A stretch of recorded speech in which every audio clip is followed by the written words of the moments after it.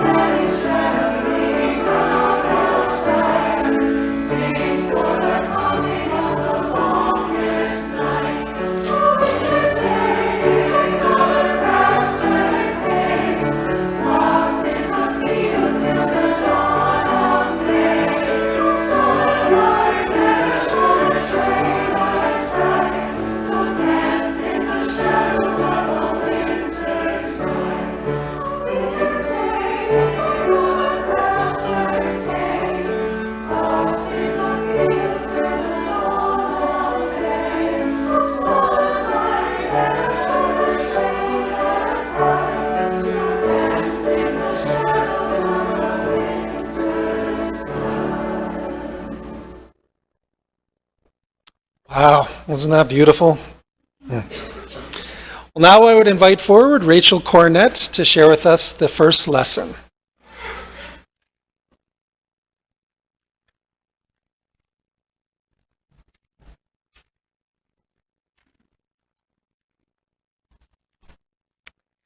Our first lesson is a poem entitled A Christmas Prayer by Maureen Killeran. Not gold, nor myrrh, nor even frankincense, what I have for you this season, but simple gifts, the ones that are hardest to find, the ones that are perfect, even for those who have everything, if such there be. I would, if I could, have for you the gift of courage, the strength to face the gauntlets only you can name, and the firmness in your heart to know that you, yes, you, can be a bearer of the quiet dignity that is human glorified. I would, if by my intention I could make it happen, have for you the gift of connection, the sense of standing on the hinge of time, touching past and future, standing with certainty that you, yes, you, are the point where it all comes together. I would, if wishing could make it so, have for you the gift of community, a nucleus of love and challenge to convince you in your soul that you, yes, you, are a source of light in a world too long believing in the dark. Not gold, nor myrrh, nor even frankincense, what I have for you this season, but simple gifts, the ones that are hardest to find, the ones that are perfect, even for those who have everything, if such there be. Thank you, Rachel. Well, now is your chance to sing. So we are going to sing now, Deck the Halls. Please rise as you are willing and able.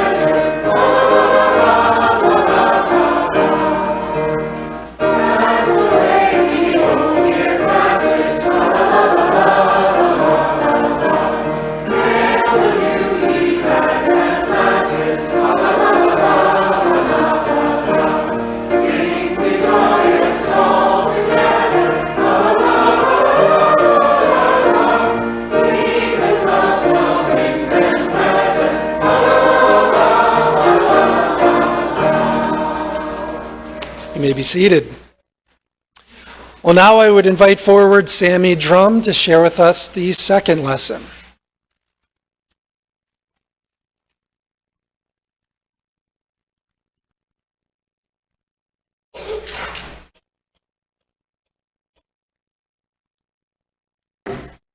Our second lesson is from the Gospel of Luke, chapter 2, verses 1 through 7.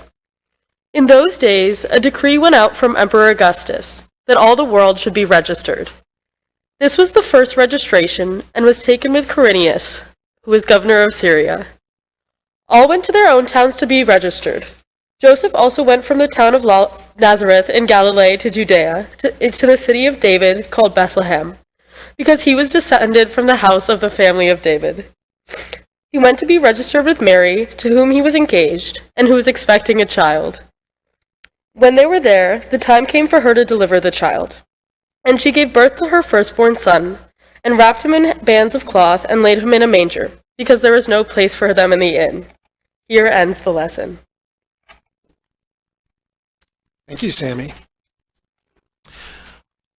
Please rise as you're willing and able for our next carol, We Three Kings.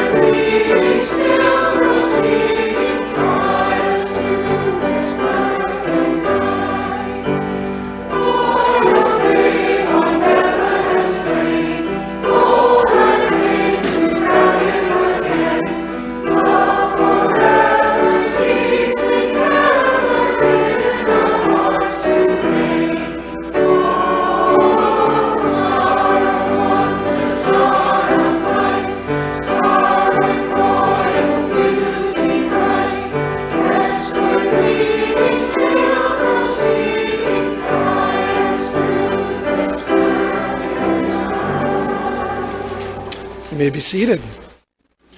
Now I'd invite forward Molly Drum for the evening's third lesson.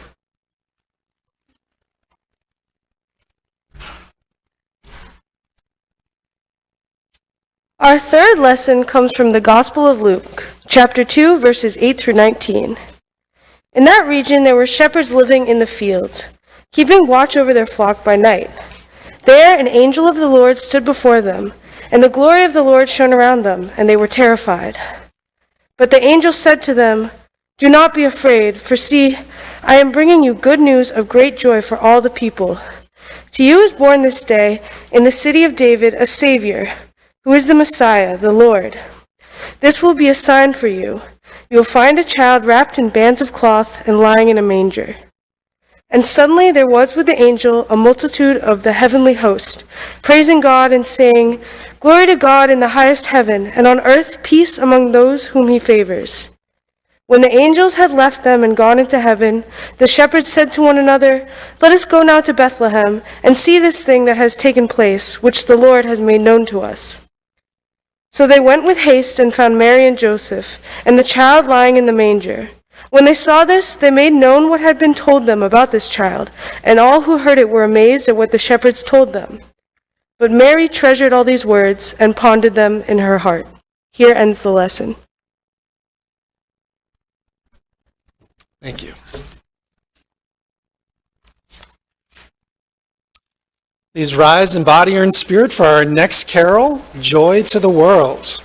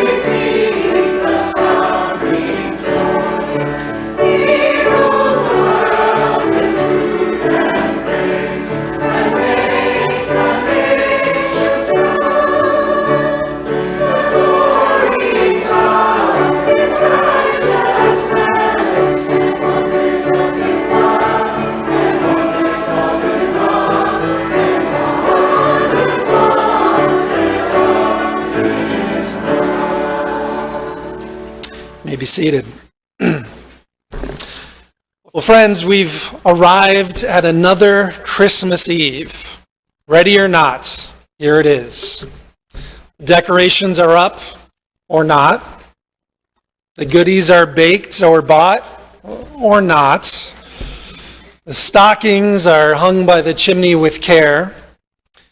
And you know, it really doesn't matter if the things on our list are finished or not. For the older I get, I believe that this is true.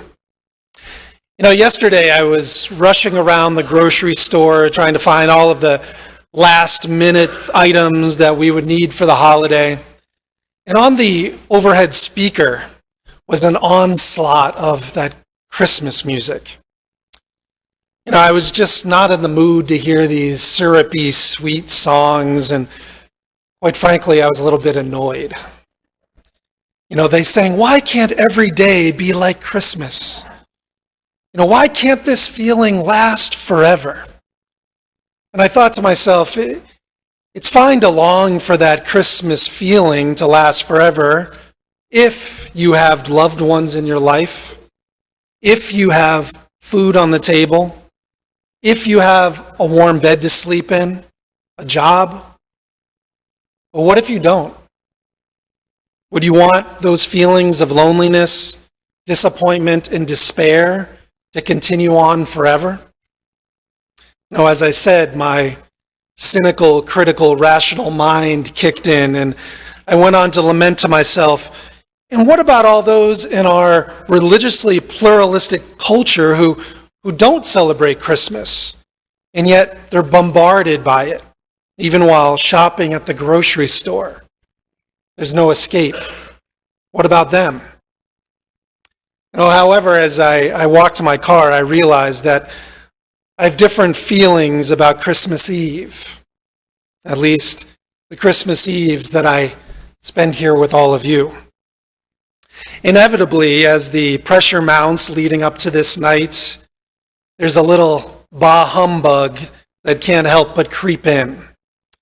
And yet, as soon as we start singing, "O come all ye faithful," something shifts inside of me.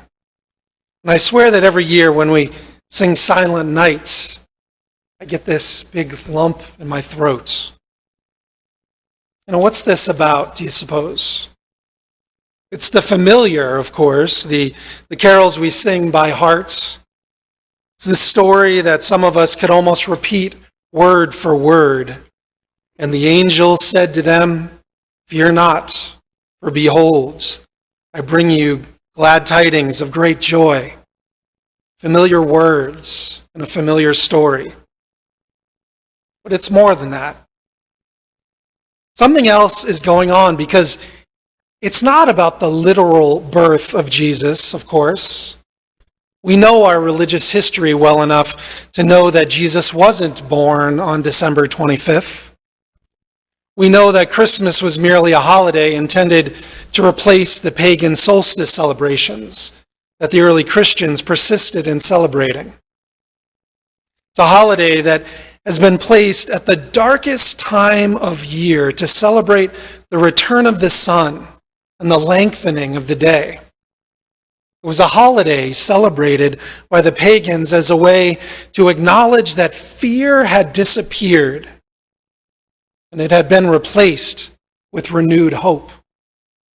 Well, aha, said those early Christian fathers. What better way to celebrate the renewal of hope than with the birth of a baby?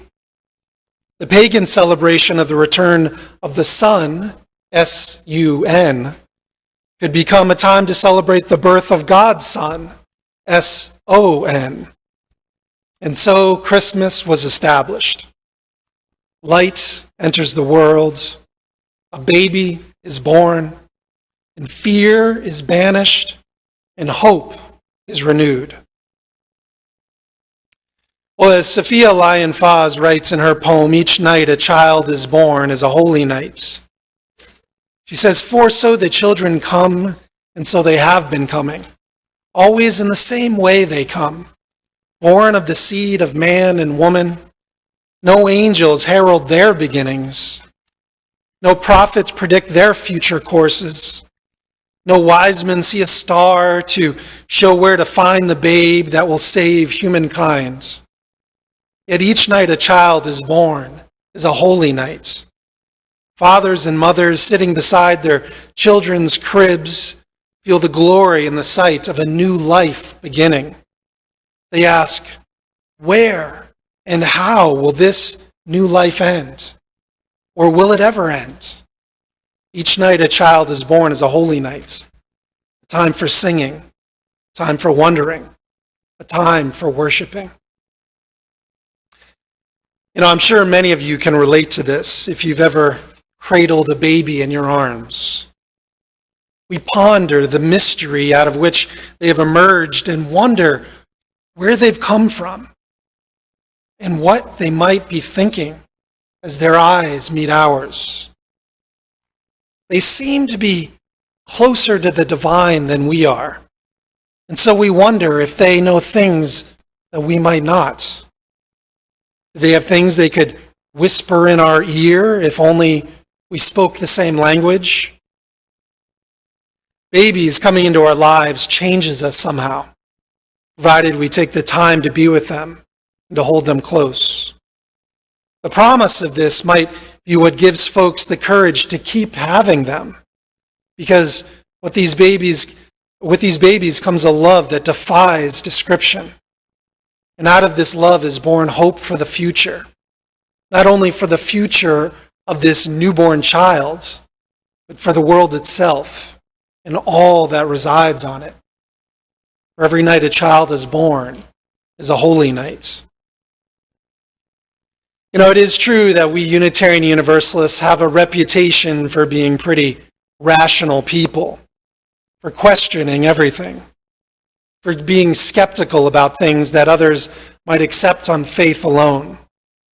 And yet, on this night, on this holy night, when we gather to hear those ancient stories, to sing the familiar carols, to light candles, we quiet our questioning minds.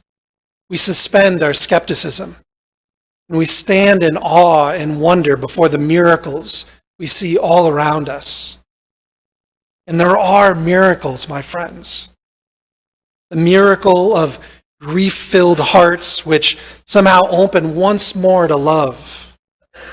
The miracle that occurs every time a baby is born. The miracle that is possible for more light to be carried into this troubled world of ours.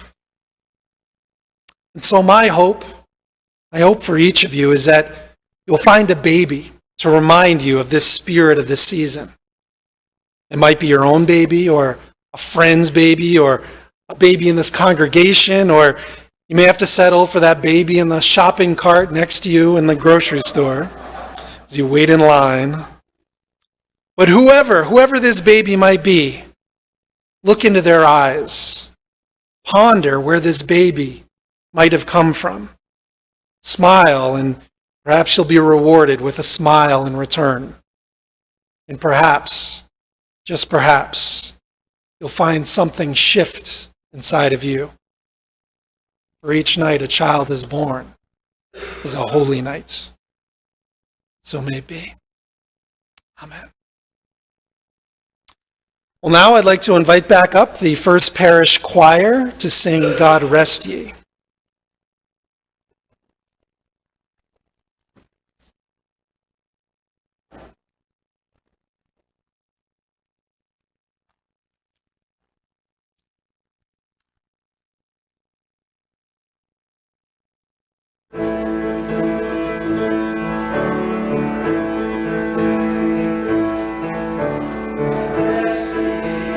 Rest ye, let God renew His day.